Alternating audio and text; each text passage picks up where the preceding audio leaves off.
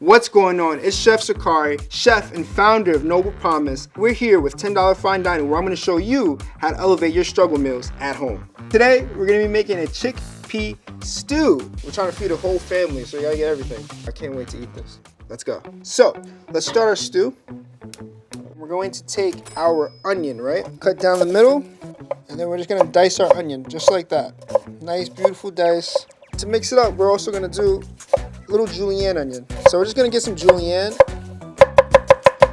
Okay, we have our hot pan. We're gonna add a little bit of our oil here, and we're just gonna put it right into our pan there. You wanna add a little bit of salt. You wanna season as you go. So you're just gonna let that go for about 5 minutes, get it nice and translucent, and then you're gonna push this to the side, and we're gonna start our sweet potato. So we're gonna peel all this skin off. We're gonna cut off the ends, and we're gonna dice our sweet potato. Square that off, about 1 inch thick. And then you can have this stacked up just like this, and we're just gonna put it right in our stew there. This is the most important part of a chickpea curry stew, is you wanna burn or toast your curry. So, we're gonna take a little bit of oil, coat half of that pan there, and then we're gonna take about a half a cup of our curry powder, and we're just gonna add it in there. Then you're also gonna take your garam masala, which is really gonna bring that curry flavor out, really elevate it. Right in there. Touch of salt, if you will.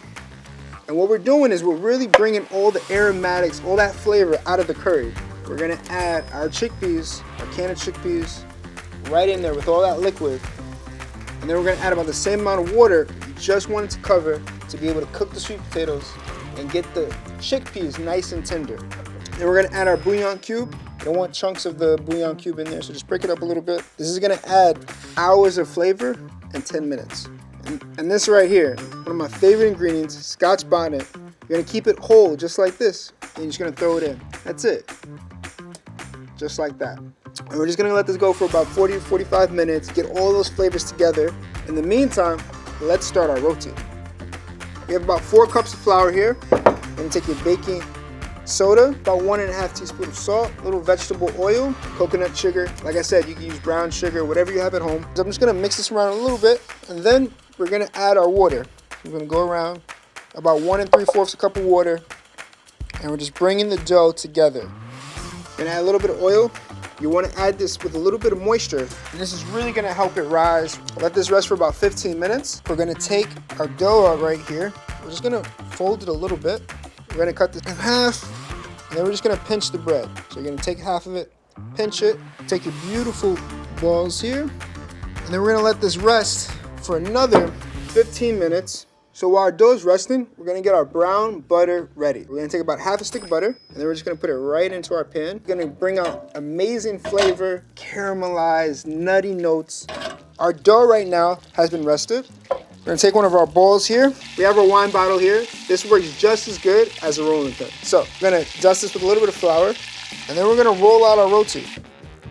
Once we have it to about a 1/4 inch thick here, we're gonna take our brown butter, get all those brown bits in there. There's actually gonna be the filling for our roti. And then you're just gonna cut a sliver about halfway through. And then what we're gonna do, this is the most fun part here, we're just gonna roll this. It's gonna make lots and lots of layers. Roll that down. So you wanna get your pan, once it gets nice and hot, then you wanna bring the temperature down low. We're gonna add a little bit of oil. We're gonna take your roti, put it right in the pan. Just wanna press it down a little bit, kind of get those brown spots that we're looking for. And then get like a spatula of some sort, and then you just wanna toss a little beautiful brown, look at the crust kind of just coming through. Gonna take that off. We're gonna take our brown butter, we're just gonna put it right on top. So we have a beautiful stew. It's been cooking for about 45 minutes. It's nice, beautiful, you smell it. We're gonna add arugula, one of my favorite ingredients, elevating your comfort food to the next level. Keep all the nutrition, keep it green, beautiful, bright. And we're just gonna finish our stew there.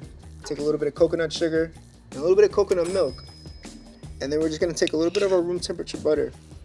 We're gonna take our beautiful stems here that has all the flavor, cut it real nice and beautiful. A fresh cilantro, add that in there. Delicious food for under 10 bucks.